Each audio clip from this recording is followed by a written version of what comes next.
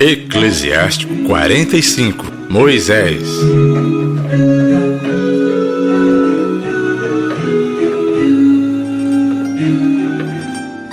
De fato, Deus fez surgir de Jacó um homem de bem, que foi estimado por todos.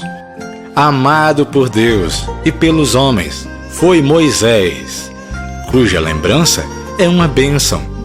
Deus o tornou glorioso, como os santos, e o engrandeceu, provocando temor entre os inimigos. Pela palavra de Moisés, ele fez cessar os prodígios, e Deus o glorificou diante dos reis. Deu-lhe os mandamentos para o seu povo, e lhe mostrou uma parte da sua glória. Ele o consagrou pela fidelidade e mansidão dele, e o escolheu dentre todos os viventes. Fez que ele ouvisse a sua voz, e o introduziu na nuvem escura. Deu-lhe pessoalmente os mandamentos, a lei da vida e da inteligência, para que ensinasse sua aliança a Jacó e seus decretos a Israel. O Senhor elevou Arão, santo como Moisés, seu irmão da tribo de Levi. Estabeleceu com ele uma aliança eterna e lhe entregou o sacerdócio do povo. Honrou-o com os ornamentos esplêndidos e o cobriu com vestes gloriosas.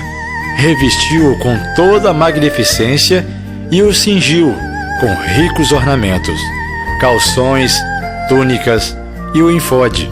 Rodeou sua veste com romãs e numerosas campainhas de ouro, para que elas tilintassem a cada passo, a fim de que o som fosse ouvido no santuário, como um aviso para os filhos do seu povo.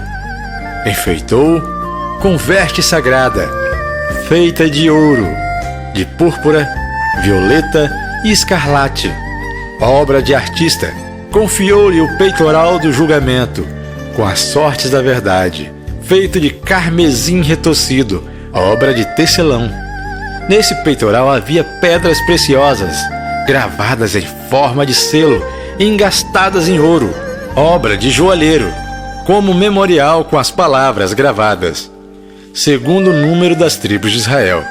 Sobre o turbante traziam a coroa de ouro, na qual estava gravada a inscrição sagrada, uma insígnia de honra, obra magnífica, um enfeite que delicia os olhos. Antes dele, ninguém viu coisa parecida, e nenhum estrangeiro jamais usou coisa igual.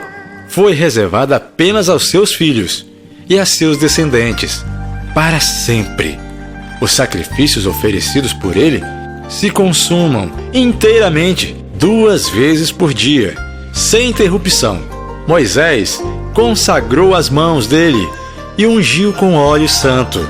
Isso tornou-se uma aliança eterna para ele e para os seus descendentes, enquanto o céu durar, para que eles presidam o culto, exerçam o sacerdócio e abençoem o povo, em nome do Senhor. O Senhor o escolheu dentre todos os viventes, para que oferecesse a Deus sacrifícios, incenso e perfume, como memorial, e para que fizesse o sacrifício pelo pecado em favor do seu povo. Confiou-lhe os seus mandamentos e o poder sobre as disposições legais, para ensinar seu testemunho a Jacó e iluminar Israel com a sua lei.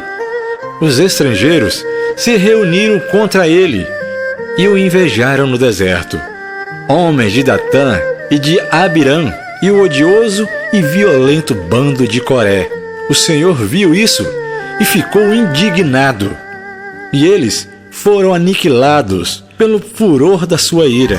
Realizou prodígios contra eles e os consumiu com a chama do seu fogo. O Senhor aumentou a glória de Arão e lhe deu um patrimônio.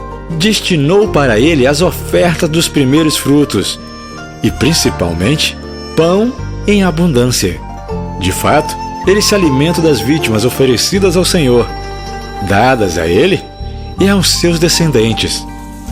Todavia, ele não recebeu uma propriedade na terra do povo, nem lhe foi dada uma parte no meio do povo, pois o Senhor é a sua parte e a sua herança. Finéias, filho de Eleazar, é o terceiro em glória. Mostrou-se zeloso no temor do Senhor, mantendo-se fiel. Quando o povo se revoltou, ele interveio com generosa coragem e obteve o perdão para Israel. Por isso, foi estabelecida com ele uma aliança de paz, para que presidisse o santuário e o povo. A ele e aos seus descendentes foi reservado a dignidade do sacerdócio para sempre. Houve também uma aliança com Davi, filho de Jessé, da tribo de Judá. A sucessão do rei passava do pai para um de seus filhos, mas a sucessão de Arão passava para todos os descendentes.